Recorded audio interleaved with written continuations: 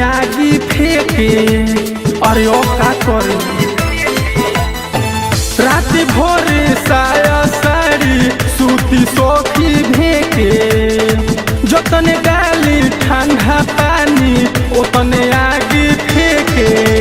पियो अपना दूध नहीं खोलो छाली के। रोह जानी रोज सखी हाथ मालिक के। जवानी खान ढाइला सुनो ये सखी जवानी खान ढाइला। बोला में तो बोला डाल के जवानी खान ढाइला।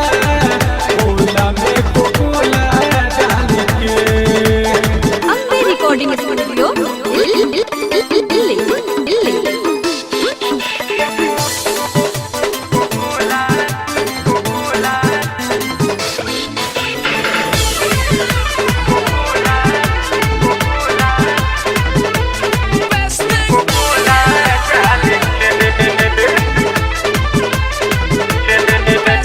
होला यो केला ढोलकू झमेला कैसे कटी जवानी।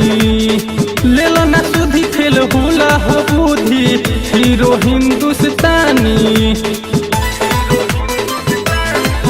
हिल होला यो केला ढोलकू झमेला कैसे कटी जवानी। ले लो ना सुधी फेल होला हो बुद्धि हीरो हिंदुस्तानी। ओसो नहीं पड़े ओकरा मोर गाली के। रोक देता रोजे नतिया हमके टाली के। जवानी खान ढाई